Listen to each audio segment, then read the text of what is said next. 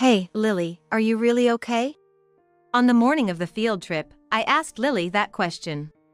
But she said, I'm fine. Plus, I'm looking forward to Grandma's delicious packed lunch, so I'm going, and left home earlier than usual. With a prayer-like feeling, I watched Lily's back as she went to school. Please, let it end as a fun day. I couldn't help but wish for that. However, my wish did not come true. Just 30 minutes later, the worst happened. Lily! What happened?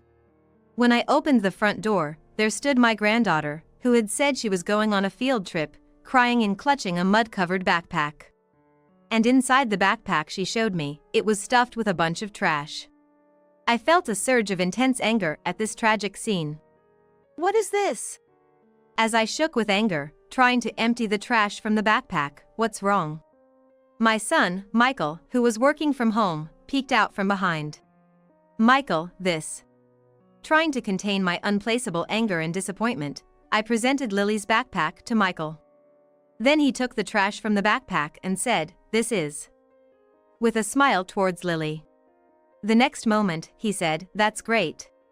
And to my surprise, Lily also smiled and said, "Yeah, everyone put it in for me." I was so happy I cried. Now, I better go or I'll be late for the field trip, and headed back to school. Feeling left out, I blankly stared at Lily's energetic back as she ran off. My name is Laura Townsend, a 55-year-old housewife. My husband, Ken, and I have been living with our son Michael and granddaughter Lily for the past 5 months. The reason we started living together was that my daughter-in-law, Emily, passed away due to illness. Emily had late-stage cervical cancer. She was always prone to severe menstrual pain and would usually just get by with over-the-counter painkillers when she felt unwell. Additionally, she had always had irregular periods and occasional abnormal bleeding, so she became insensitive to changes in her body. As a result, by the time she realized something is wrong, it was already too late. When the hospital where she was undergoing tests said, "Please prepare for a long-term hospitalization as we're starting treatment," I was just dumbfounded, Michael told me over the phone, with a voice devoid of hope. The shock of discovering the cancer was bad enough, but in Emily's case, the cancer had already begun spreading to other areas, making surgery impossible. Therefore, they had to try chemotherapy and radiation therapy. However, these treatments hardly had the expected effect. Michael's voice, updating me regularly over the phone, became increasingly somber and weak. All I could do was listen to my son's stories, just responding with "uh-huh." And a year ago, Emily passed away quietly in her hospital bed. It all happened just 8 months after the cancer was found. If only I had been more insistent about her going to the gynecologist. Michael lamented for a while after Emily's death, blaming himself for being indifferent to her health and falling into a deep gloom. On top of that, he was overwhelmed with taking care of Lily, who was in first grade, and managing household chores, reaching his limits both mentally and physically. Lily, on her part, was confused by the sudden loss of her mother, sometimes crying at night and refusing to go to school. Ken and I, wanting to encourage and support them, suggested living together. Initially hesitant, Michael agreed when I said, having someone always at home would make Lily feel more secure. However, Michael had one major concern about living together. That was the fact that moving meant Lily had to change schools. Initially, Michael feared that transferring schools, especially while grieving for Emily, would be too much of a mental burden for Lily. But he was also feeling the strain of juggling work, household chores, and parenting. After days of deliberation, he couldn't come to a conclusion. So, he decided to ask Lily how she felt about it. "Hey Lily, Dad and Grandpa and Grandma are saying they'd like us to live together at Grandpa's house. What do you think?" "Eh? Live at Grandpa's house? I want to go." "Is that so? If we do that, you'll have to change schools." "Is that okay?" "Change schools? What's that?" "It's like moving houses, but we'll be moving to a new school. So, you won't be able to see your friends from your current school anymore." "Is that all right?" "I see. Does Dad want to move?" "Dad is okay with either. What you feel is most important." Then, I wanna move. That means Grandma will always be with us, right? Yeah, Grandma and Grandpa will always be with us. So, we'll start preparing for the move, okay? With that, Lily strongly nodded in agreement to Michael's final confirmation. And so, it was decided that my son's family would come to live with us. Later, I found out that Lily's reason for deciding to move was for Michael's sake. Even though Dad is really busy with work every day, he looks so busy with things like my homework and cooking. So, I thought it'd be easier for Dad if Grandma was with us. When Emily was critically ill, I had stayed at Michael's house and took over all the household chores. It seems Lily decided that living with us would lessen Michael's burden based on that experience. Both my husband Ken and I were deeply moved by Lily's kindness. In return, we devoted all our love and time to Lily, taking care of her in place of the busy Michael. Thanks to that, Lily, who was initially quiet and reserved after moving in, gradually began to regain her brightness. Still, sometimes, she would intently watch other mothers and children chatting happily at the store or during school events, showing a look of loneliness. Even though she's putting on a brave face, it's still hard for her. At that moment, I resolved in my heart to do anything I could for Lily's smile. One day, while shopping at a nearby supermarket, a woman about Michael's age approached me. Hello there. You're Lily's grandmother, right? I'm Amber, the mother of Sarah from the same class. My daughter always talks about how much she's helped by Lily. This woman, Amber, approached me with a strong perfume scent and a forced smile. Actually, I recognized her face, knowing she was a parent from the same class. However, I didn't have a very good impression of Amber. That's because when I attended school events in place of Michael, Amber and the other moms would laugh and whisper whenever they saw me or Lily. At first, I thought I might be mistaken, but apparently, the same thing happened even when Michael attended. I thought she was rather rude, but since we were just classmates' parents, I decided not to worry about it. Faced with an unexpected encounter with someone I wasn't fond of, I thought to myself, what should I do? I'm not too comfortable around this lady. But, considering she was my granddaughter's classmate's mother, I decided to continue the conversation for a while. Amber, standing boldly in the middle of the supermarket aisle, suddenly started bragging about her family. I can't say too much since it's private information, but my husband Steve is a rising star in a big corporation. So, he earns more than most people. Plus, he's highly trusted by his superiors and is about to get promoted. Is that so? Congratulations. And my daughter is a top student and very popular in class. She was even scouted to be a kids model. That's impressive. I should be going soon. Thinking it wasn't a conversation worth blocking the supermarket aisle for, I tried to leave. That's when Amber suddenly raised her voice. Wait, I haven't finished talking yet. Taken aback by her sudden change in demeanor, I involuntarily stopped in my tracks. This is why I can't stand old people. Seriously, such a nuisance. What I mean is, your granddaughter is a bad influence on my perfect daughter, so I'd rather you not interact with her anymore. Excuse me? What do you mean? Your granddaughter Lily, her mom passed away from sickness, right? Poor girl, left all alone. She still looks so gloomy sometimes. It's like she's spreading unhappiness, you know? Like a walking misfortune. What are you trying to say? I'm saying her presence is a bother. What are you talking about? My family is at a crucial time with my husband Steve's promotion at stake. So, I told my daughter Sarah not to play with Lily, to avoid catching her misfortune, but Lily keeps following her around and it's causing trouble. Please, tell her off firmly. After saying this, Amber smirked nastily and disappeared into the crowd at the supermarket. I was left stunned and speechless at the supermarket, unable to respond to such a terrible conversation and unexpected event. That evening, when my husband Ken came home, I told him about what happened at the supermarket. So, that happened. Maybe Lily is having a hard time at school? What should we do, call the teacher? Oh. Should we talk to Michael first? Laura, calm down.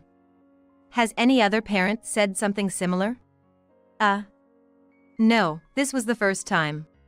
Then let's just talk to Michael and observe for a bit more. We don't want to make a fuss and end up upsetting Lily, right? But to be told something like that? She must be facing something at school. At least, we should find out how things are at school, right? Okay, calm down. Tonight at dinner, I'll bring it up and see how she reacts. Then we'll decide what to do next, okay? All right. Thank you. Ken, though looking concerned, understood my feelings.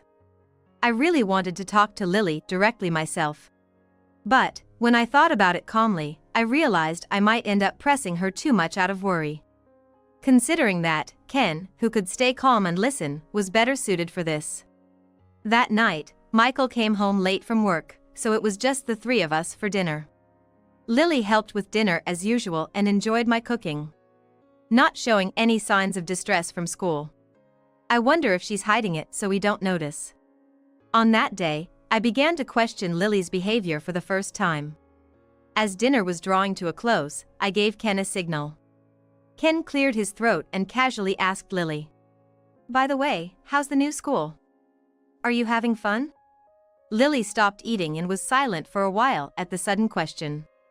Then, in a small voice, she hesitantly said, "It used to be fun, but not so much anymore." I thought to myself, I knew it. Then I asked Lily, "What's not fun?" Slowly, Lily started to talk about what was happening at school. Sarah suddenly said she doesn't want to play with me anymore. During breaks and after school, she says we can't be together. According to Lily, about a month ago, Sarah suddenly started ignoring and avoiding her. This behavior led to other classmates also acting distant towards Lily. Did Sarah say why she doesn't want to play with you anymore? Did you ask her? Ken asked, sounding worried.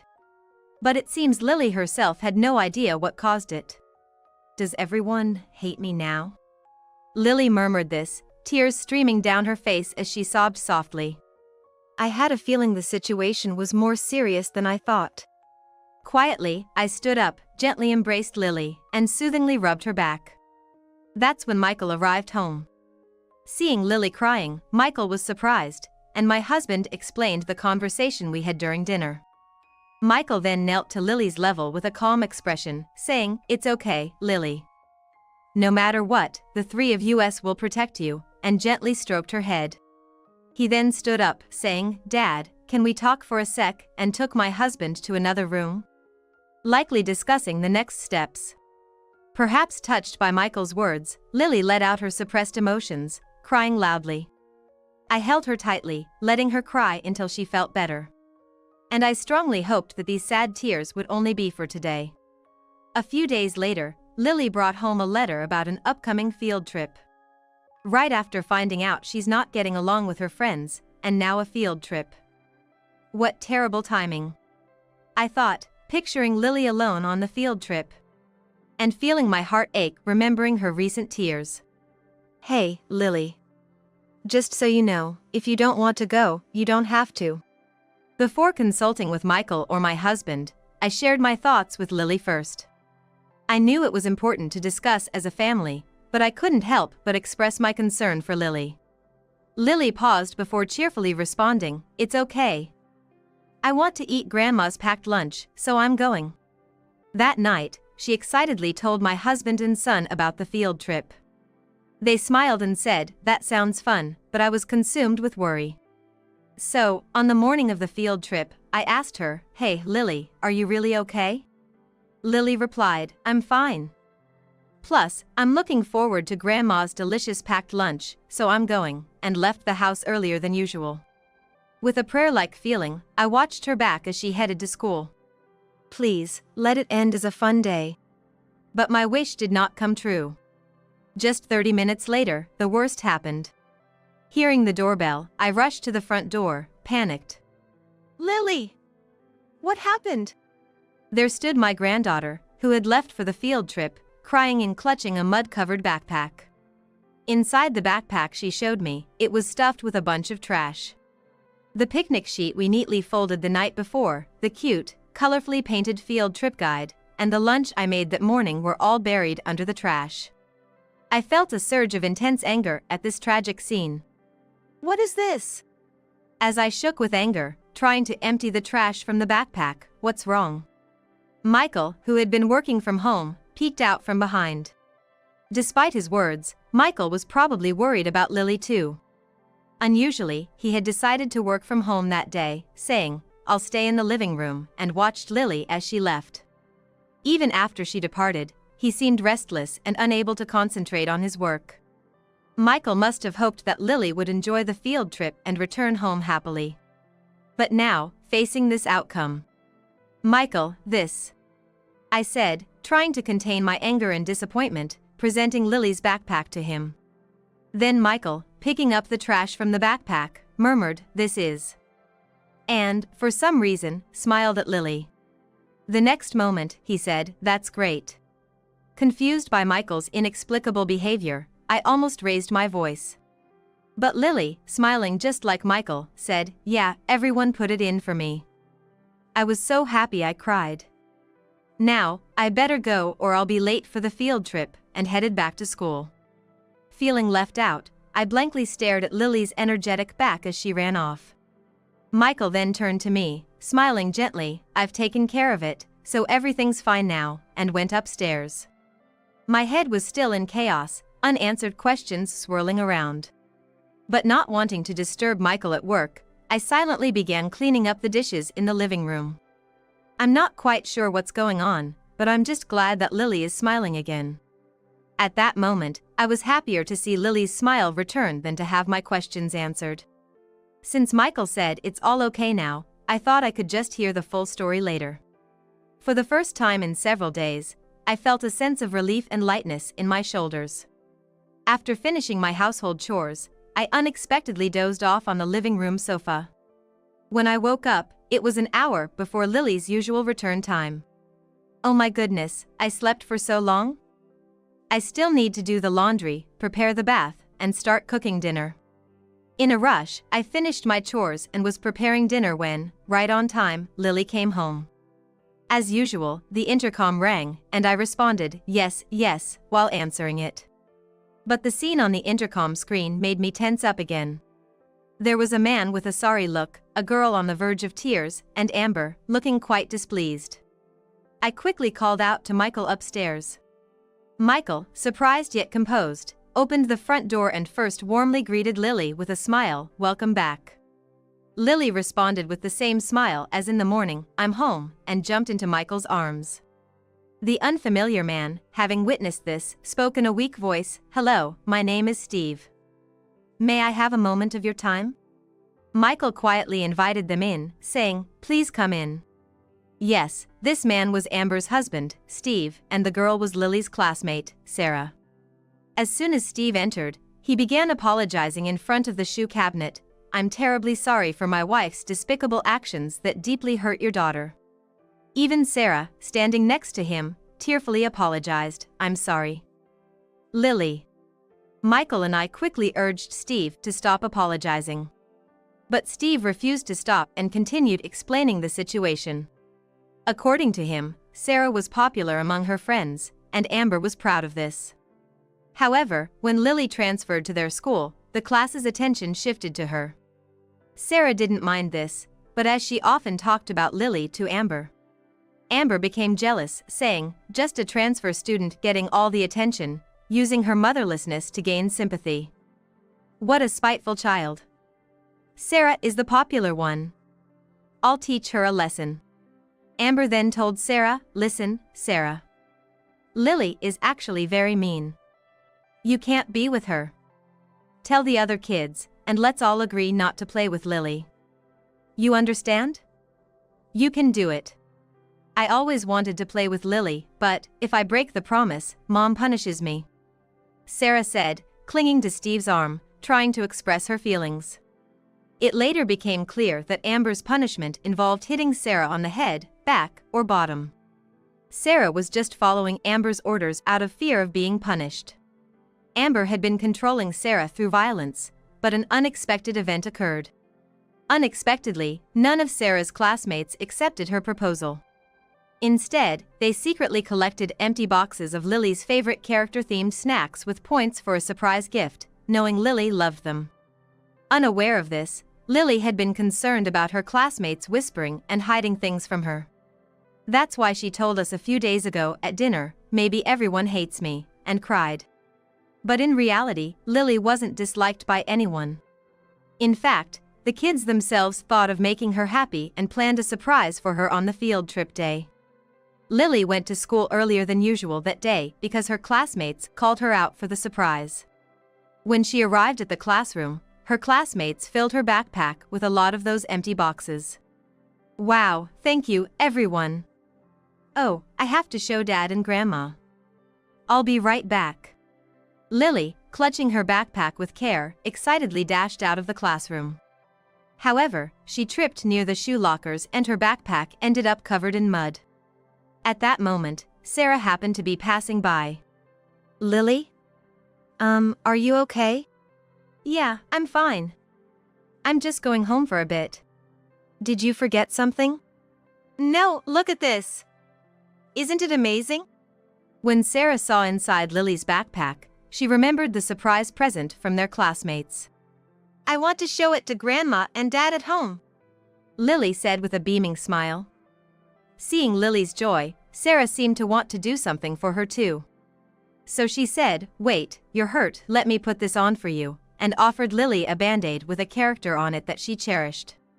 "Really? Isn't this your treasure, Sarah?" "It's okay. Lily, you're an important friend to me." "Thanks. I have to hurry and show it to them or I'll be late for the field trip."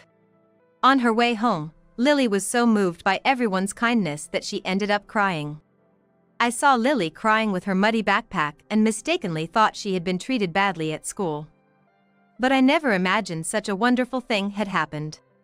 Michael and I were both moved by this remarkable event and couldn't help but shed tears. Sarah really loves Lily. So, if it's not too much trouble, could you please let them play together again? We'd really appreciate it," said Steve, apologizing again. "Your feelings have been made clear, so please, no more apologies. Lily, you can be friends with Sarah again, right?" "Yes. Sarah is an important friend to me." With Lily's words, Steve finally stopped apologizing. While they apologized repeatedly and then left. Amber didn't say a word the entire time. She just glared at us with a sullen face throughout. To hurt a child and not even apologize. I thought Amber was standing there without apologizing because she was rude and selfish. But I would soon learn that wasn't the case. Wait, Steve is Ken's subordinate? After Lily went to bed, I shared the evening's events with my husband along with Michael. That's when I learned the whole truth from Michael and my husband. Michael said he realized Steve was Ken's subordinate during casual conversation at a school event. But not wanting to make things awkward, he decided to let it pass. Dad's work has nothing to do with me, but when it comes to Lily, it's a different story. That night, after seeing Lily crying, Michael told Ken about Steve. The next day, Ken called Steve in to discuss everything. Steve immediately checked the facts with Amber and Sarah. Once he confirmed Ken's story, he rushed to finish work and came to apologize at our house. So that's why Amber was glaring like that. But it's good that Steve is a decent man. He's very serious and reliable, both in work and character. Almost too serious. We'll have to support him, things might get tough for him. As Ken had suspected, Amber and Steve soon filed for divorce. But as Amber was a stay-at-home mom, she demanded, "If you want a divorce, insure my living expenses. I won't give up custody of Sarah. I need $10,000 a month for living and child support. If you can't pay, no divorce." Steve consulted a lawyer and started gathering evidence to favor the divorce. Then they discovered Amber was cheating with a man she met on a dating app. Amber was obsessed with her affair partner, but suddenly, all contact was cut off. Blocked on email and phone, Amber became increasingly irritable. That irritation gradually turned into excessive expectations for Sarah. "In lessons and at school, you have to be the best. If you don't succeed, there will be punishment." Sarah was a very hard worker, diligently trying to meet Amber's expectations. Yet, Amber kept inflicting punishment for unreasonable reasons as a routine. Once this was officially recognized, custody of Sarah was granted to her father, Steve. Moreover, Amber was ordered to pay alimony for her affair and is now working part-time to make ends meet. After this incident, there was a happy change in our family. Lily, who previously only had my husband and me to play with after school, now had a playmate. Surprisingly, it was Sarah. To be honest, I hadn't had a great impression of Sarah initially. But after the divorce and being freed from her mother's control, Sarah turned out to be a very kind and considerate girl. Above all, Lily's happy face when playing with Sarah spoke volumes. Since then, Lily and Sarah have been playing together almost every day. I am so happy to see Lily's smile every day, something I've always wished for. And I plan to continue showering Lily with unwavering love to keep this happiness going.